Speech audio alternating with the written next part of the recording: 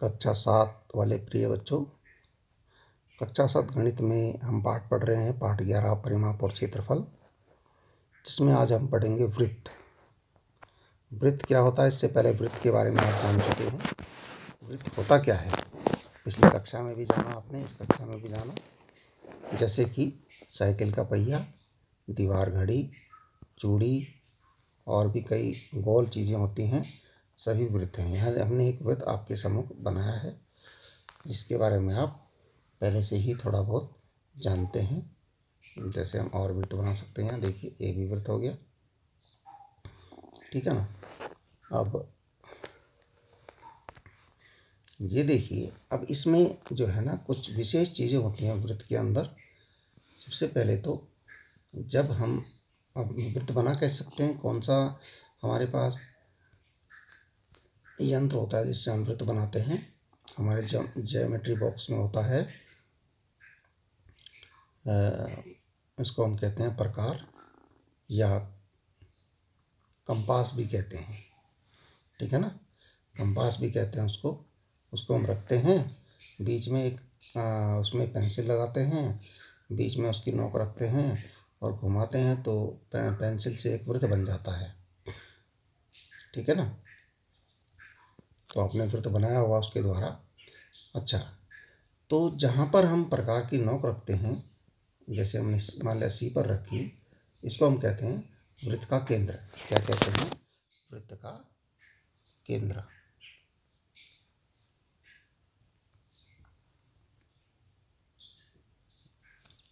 ठीक है, वृत्त का केंद्र।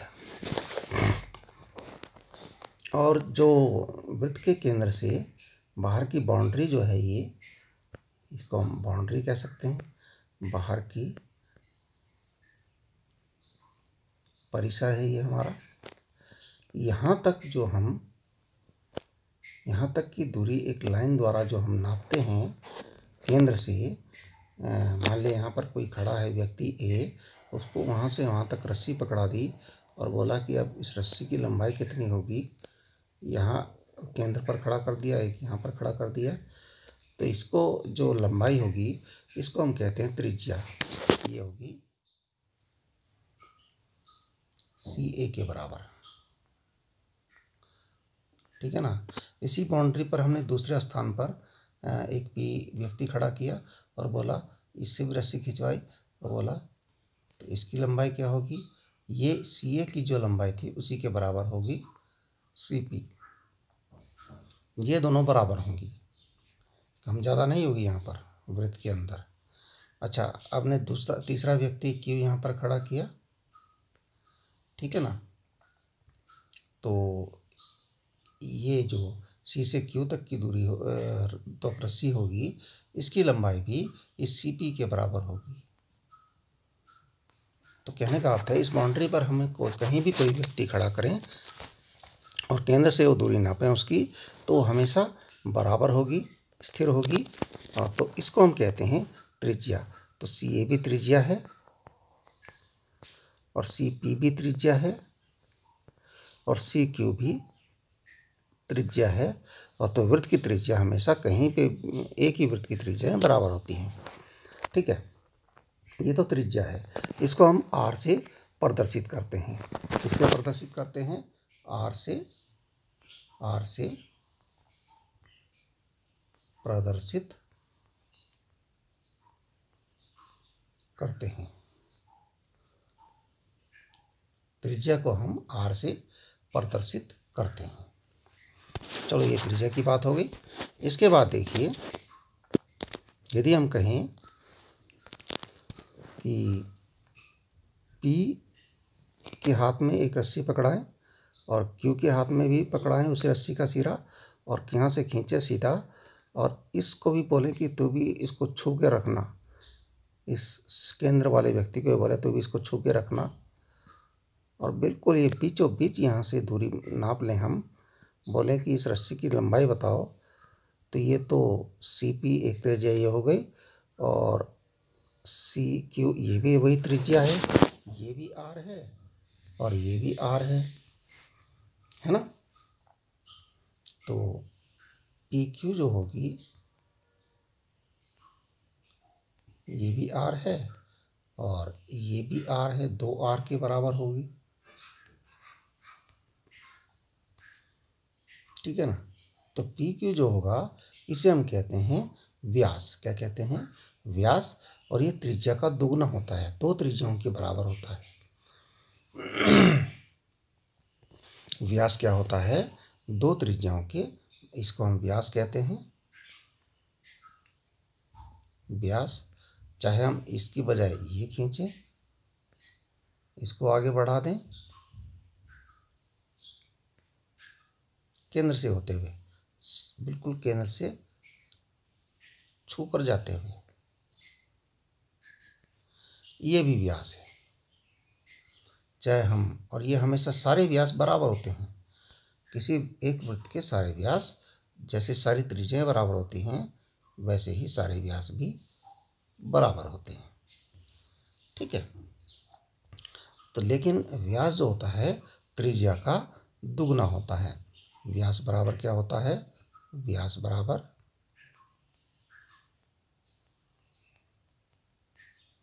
2 गुणा त्रिज्या, त्रिज्या का दुगना, या 2r भी कह सकते हैं, 2r।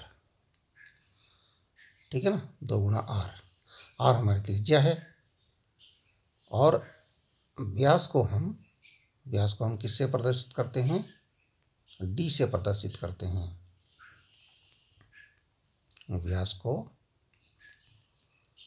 d से प्रदर्शित करते हैं, d से प्रदर्शित करते हैं। d फॉर डायमीटर, क्योंकि इंग्लिश में व्यास को डायमीटर कहते हैं और त्रिज्या को रेडियस कहते हैं।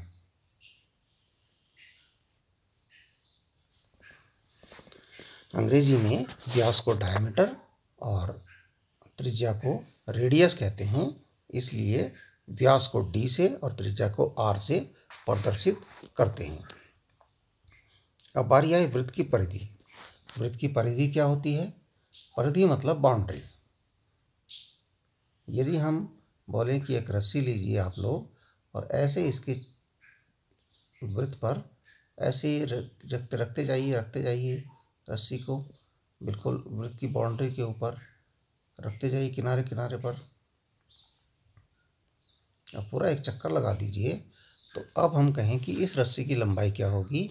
तो इस रस्सी की लंबाई क्या होगी? इसके चारों ओर का माप होगा, यानी वृत्त का परिमाप होगा या वृत्त की परिधि होगी। ये हमारी होगी वृत्त की परिधि।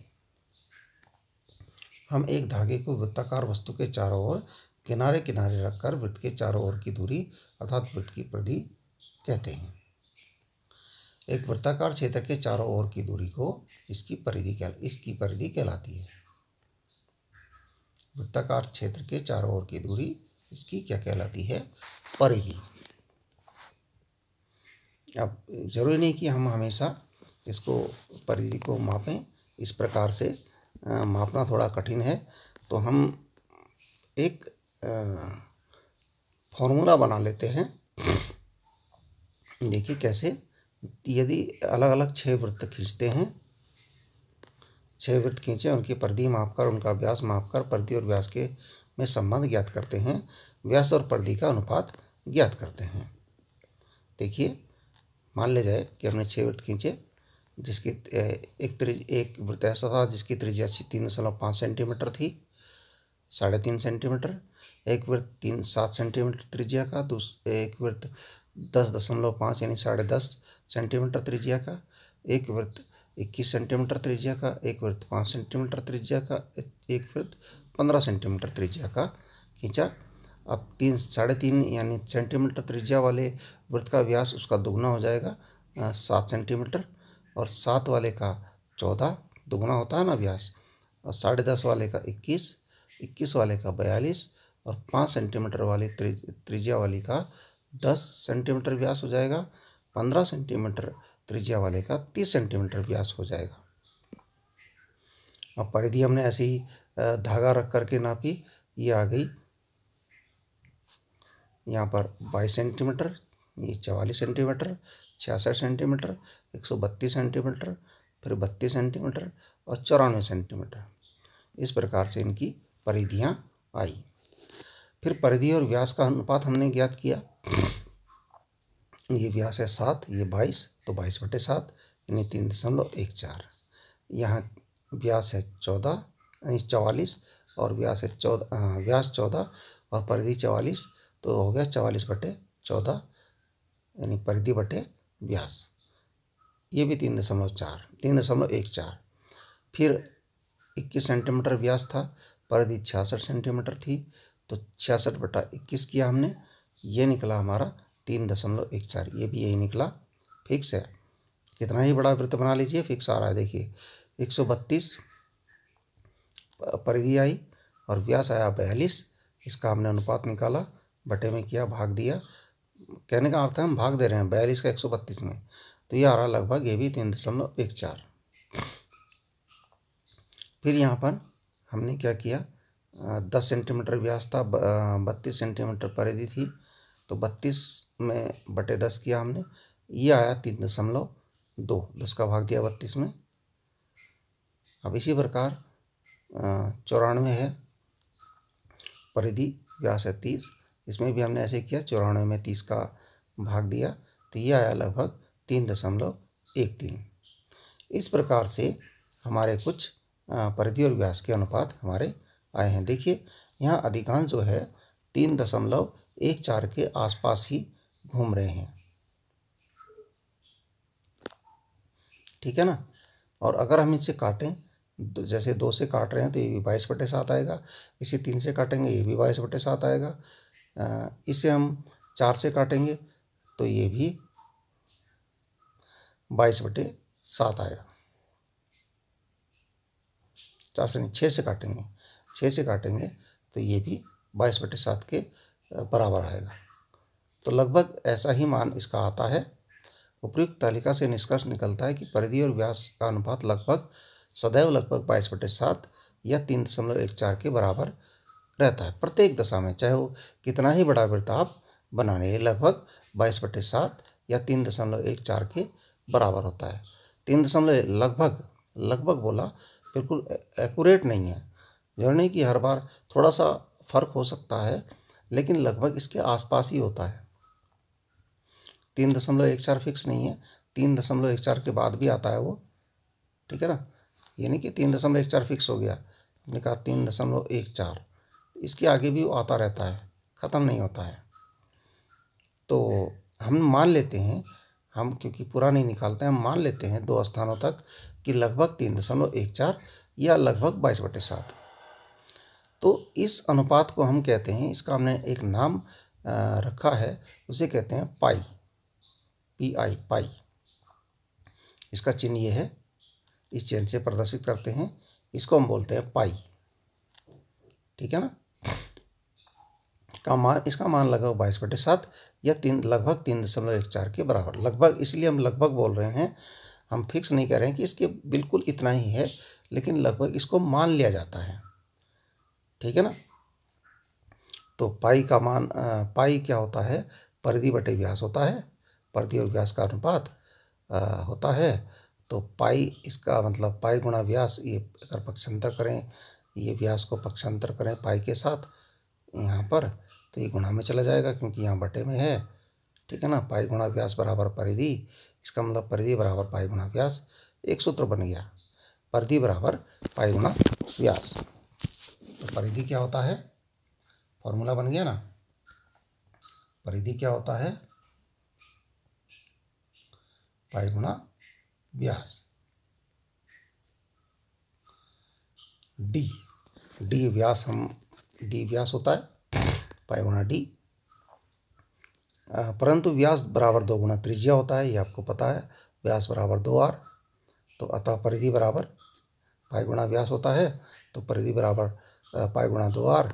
तो परिधि का एक सूत्र हो गया 2πr, परिधि हो गई 2πr और परिधि हो गई पाई गुणा व्यास। 2 सूत्र हमारे पास आ गए,